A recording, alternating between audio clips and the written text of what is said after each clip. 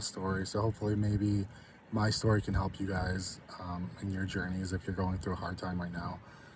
So basically, I do want you to know that this story does have a happy ending. I did get to a place of happiness, and I'm in a good place now. And I found happiness in myself. But first, I want to take you back and kind of share you through the darkest day of my life. So basically, before I enlisted, I was working as a restaurant manager, and I just didn't feel like I was making a difference in the world. I didn't feel like I had meaning, and I served when I was younger, and it didn't work out. And I still had that itch to serve. So I started talking to a recruiter, started going through the process, getting the waivers, taking care of that, and I fell in love with my son's mother. And I decided that I didn't want to go away on active duty and lose her, because at that point she had a son of her own that was 6, who's my bonus son now. But I decided that I wanted to have a family because that was always my goal, was to be a dad. So when I fell in love with her, I saw that as an option, and it gave me a way to be a dad instantly because I would have a stepson. So I decided to go reserves instead of active duty. I decided to try to make a life at home while also serving part time. And I thought I could have the best of both worlds. So unfortunately, that didn't happen. And after I enlisted, our relationship got rocky and we broke up. And maybe about a week later, after our breakup, she told me she was pregnant. And that kind of kicked things into gear for me. And as soon as she told me she was pregnant, I saw myself being a dad, and I got really excited. Unfortunately, our relationship had already failed at that point. So at that particular moment, I was racing to try to get the relationship kicked back off so I could be a dad. There was hard conversations that were taking place in that time, and I knew I had to do the right thing, and I wanted to do the right thing. So I went out and bought an engagement ring, and I thought things were going well, and we were talking about the baby to come. And one day she was spotting, and she went to the doctor, and she miscarried. And that was one of the most difficult periods of my life. And you have all these memories, all these future memories you're building in your mind, imagining how your relationship with your child's going to be. And that was taken from me. Luckily I still had her, and I still had her son, and that helped me a lot. And we did a lot of things prior to me leaving for basic training. So I left for basic training. Things were still pretty rocky. We still had bouts of, we didn't know if the relationship was going to last or not. So when I went away, there were still those questions. And then I came home for Christmas and found out that she was pregnant, and I was super excited. We were supposed to get married that weekend, or that 2 weeks, but instead she was having sickness from the pregnancy. So I came home. Things were difficult. I came from a pretty difficult background. Had a lot of adversity, a lot of depression, a lot of things that would make it hard to have a successful relationship. And now I do take accountability for those things and how I acted in those moments. I probably could have acted better, and I kind of shut everybody out. So basically, I came home, the things continued to go wrong. We had our son, and being in the reserves kind of hurt that, especially on the long weekends where I was away. And for myself, I tied my family, my son, my engagement as my identity for who I was. So when that started to unravel, things went downhill very quickly. I started to gain weight, so then I got flagged for the Army. I had applied for OCS for the officer program, and I didn't get selected, so that started a downward spiral. And then after I got flagged for height and weight, my unit did some stuff for the Afghanistan withdrawal. So basically we had a mission where we had to go up to the base and kind of take care of some issues for soldiers that were going over. So we helped them before they left. And because of this, we got awards for our work that we did to help them. So fast forward about a month and a half, our relationship continues to unravel. And like we had a long drill weekend where we were all consolidated, we were all together for the military, and they handed out awards. And because I was flagged, I was not eligible for an award. So like things weren't good back home. And then like the one thing I really cared about, like in my professional career, was being a soldier, and watching the soldiers I worked with get awards and me not get one. It was kind of like the last straw, the last string that like not having the relationship at home and not having that identity, and then not getting the award and having that, like, I hit rock bottom. And that weekend, that Sunday, we signed out for the weekend, and my commander's like, when you get home, text me, let me know you're home okay. And I would say luckily in these days, like I found my faith a couple years prior, so like I had a relationship with God, and I had a men's group. So basically all weekend I tried to fix things with my fiance. I tried to call her over and over and over again, and I became very obsessed with trying to fix things.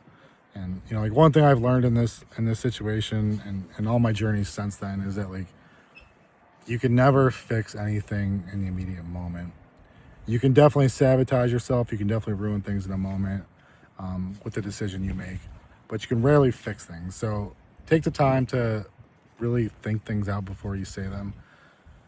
But I didn't do that at that time. And when we checked out for the weekend, I started to drive home, tried to call her over and over again. She ignored my calls, wouldn't take my calls, and I hit a dark place. And I was driving home on the thruway, and I had the desire to crash my vehicle. And I wanted to do it in a way that would make it so my son no longer had a father. And that was the darkest day of my life. Like I wanted to take my own life.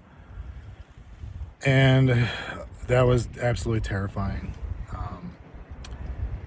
So I pulled over, I got out, I called the guys from my men's group at church, and I told them what I was doing. And I think this was the first step to what actually helped get the ball rolling, to kick things off, to help me. So instead of crashing my car like I wanted to, I stopped over, still in uniform, sitting on the side of the road, talking to the guys from church, telling them what I was going through. And they said they wanted to come get me, or they told me to go meet with them. And in that moment, like, I felt seen. And I think for anybody that's going through these type of situations, they're going through these scenarios, a lot of times they won't tell people what they're thinking and what they're feeling. And I think the thing I'm most proud of myself was that I was vulnerable enough to be able to tell them that I was thinking about harming myself. And in doing so, they talked to me off the ledge. And basically I went home, and I felt like I didn't really have a home to go home to. And the next day, my commander reached out and said, "Why didn't you follow up with me?" And I told him that, things weren't going good. The awards ceremony really, it was like the last straw, and I wanted to hurt myself.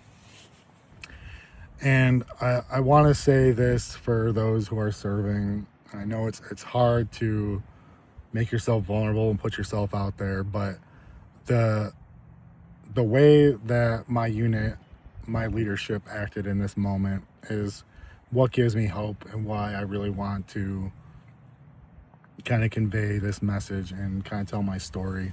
Is if it wasn't for the honesty I had, I probably would have become a statistic, and I wouldn't be the father that I am today. My son wouldn't have a dad. People around me you wouldn't be watching this video. So my faith got me through. My faith let me take a chance and be able to make myself vulnerable and tell people I was struggling. and that I wanted to hurt myself. And immediately like that, my commander went into the full mode. He went, talked to my leadership above him. They got me the help I needed. They said, "Do you need help?" And I said, "Yes." And that day, they got me orders. They got them written up. They had my NCO come get me, check on me, make sure I was fine. The next morning, he drove me to a base, where they had me have a psychological evaluation. They allowed me to talk to a chaplain. And in that moment, like, I felt seen, and I felt like both my faith in God and my faith and basically in people was clear. I had some clarity to it. And like, just being able to say things out loud, like, I think there's some medicinal moments in that, is being able to hear yourself say things out loud really puts things into perspective, because sometimes you realize how ridiculous things are when you actually hear them spoken. In your mind, they can make sense, and you think that you're making the right decisions, or that what you're saying is rational. But when you actually say it out loud, you kind of realize that, like, what you're feeling is ridiculous. Now, that moment did set off a lot of alarms and stuff like that, and it did make my family court battle a lot harder than it probably should have been. But at the end of the day, your own personal safety and what you do matters, because it might have put a hiccup in my family court battle, but at the end of the day, I couldn't have had a family court battle if I wasn't around. So that's the silver lining I'm trying to put there, is like, there might be some consequences to these decisions, and people might look at you differently, but if you're still here to rationalize those things later on, that's a win. So don't be scared to talk to people. Don't be scared to be vulnerable. So I went up to base. I talked to the doctor. They said they didn't think I was going to hurt myself. And honestly, it gave me a different perspective. And then the biggest thing that really changed my life and my myself moving forward was obviously my faith and my belief in God. And at this time, my life was pretty rocky. So I went and talked to a chaplain, and it was a way of talking to somebody of God that was in the military. And I shared with him my favorite Bible verse, which is about the mustard seed of faith, and that if we have faith, that God will move mountains for us. And in that moment, like, I used to pray, and I would ask God to perform miracles in my life. And the chaplain basically reframed that Bible verse for me. He said, "God will move mountains, but maybe it's in a different way than you anticipate. Maybe him moving a mountain doesn't mean that he's magically picking up that mountain and moving it with divine nature. Maybe that faith is building up the strength in you to have the will and the power to be able to move that mountain, even if it's by shovel, one scoop at a time." And that perspective changed things tremendously in my life. You know, at that point, it stopped being just, "God, if you don't answer this prayer, I don't believe in you." It was trusting that he had his eyes on me, and that he instilled a seed in me to overcome those things and move forward. And like I said, things didn't get better, didn't necessarily get better for me afterwards. Like, things were still a struggle, but like, there was no longer that desire to want to end it all. There was no longer that desire to want to take my son's dad away from him. And I'm most proud of that. Like I said, sometimes you're gonna have consequences to the things that you do or say, but if you're still here afterwards, that's a win. Um, and that's why I want to make videos like this. That's why I want to tell my story, because I know there's tons of you out there that are struggling, and it's really easy to think that things won't get better, and it's really easy to think that you're going to be in the darkest times for the rest of your life. And simply, it's finding something that pushes you, something that motivates you, that pushes you forward. Like I said, it's not it's not necessarily going to be easy trudging afterwards, but if you find something that you can focus on, if you can find something that gives you motivation, you can move forward, you can wake up every day. And that's the key, is waking up every day. Now I'm in a place where I'm happy. I'm genuinely happy. I found a way of being able to find happiness in myself, and happiness in the things I do, and the happiness in the relationship I have with my son. Is it the way I thought life was going to turn out? Absolutely not. Like, I thought I was going to be married. I thought I was going to have multiple kids. But that wasn't in the cards. And honestly, I think I'm a better dad now because I am a single dad. But I really want to give kudos for those of you who are going through hard times. Being able to speak up to people that can help you is the first step you need to take. Like, I know you're worried about your careers, you're worried about what people think of you, and you think it's easier just to make a rash decision. But being able to be vulnerable with my leadership, allowing them to take course of action, for them to get those orders set up, to them to get me transport to the doctors, to have that medical evaluation, to put me in front of a chaplain, to really take a look at my life as a whole and kind of move forward. And like, I couldn't have done that if I didn't talk to people. Like, if I would have just crashed my car and I would have been a statistic, my son wouldn't have a father today. And I don't want you guys to ever think that that's a better place for anybody. Like, things will get better.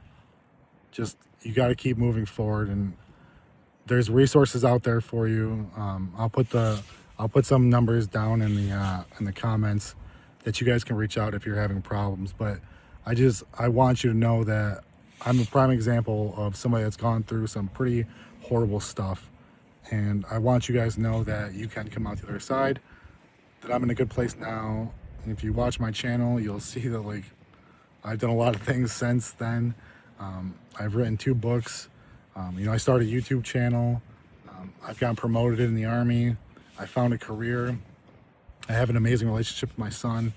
And none of that stuff would be possible if I would have decided to act on those demons that were inside of me and crash my car. So that's my story.